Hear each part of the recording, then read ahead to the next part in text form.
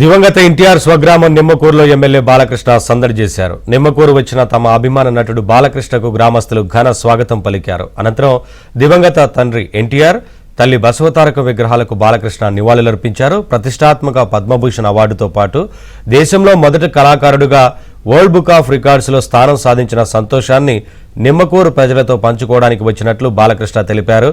ఇప్పటివరకు తాను సాధించిన విజయాలన్నింటినీ ప్రజలకు అంకితం చేస్తున్నట్లు బాలకృష్ణ తెలిపారు. నాన్నగారు కూడా అక్కడి నుంచే మొదలు పెట్టారు.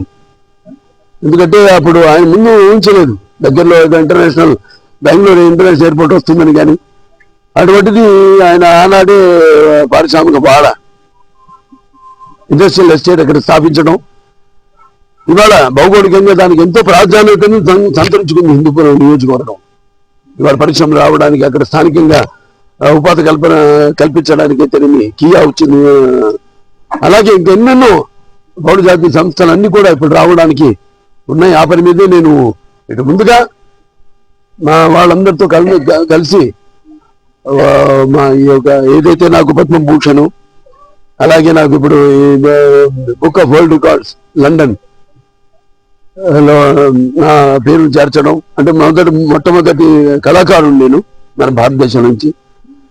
అలాగే నా సినిమా ఏదైతే నేలకొండ భగవద్గీతని అత్యుత్తమ 2023 గాను అత్యుత్తమ రీజనల్ లాంగ్వేజ్ మన తెలుగు భాషకి అత్యుత్తమ చిత్రంగా దాన్ని ఇవన్నీ ఒకదాని వెనుక ఇట్లా నాకు ఈ విజయాలు దక్కడం అంటే నా విజయాలుగా భావించను, ప్రజల విజయాలుగా భావిస్తాను. నేను ఇప్పుడు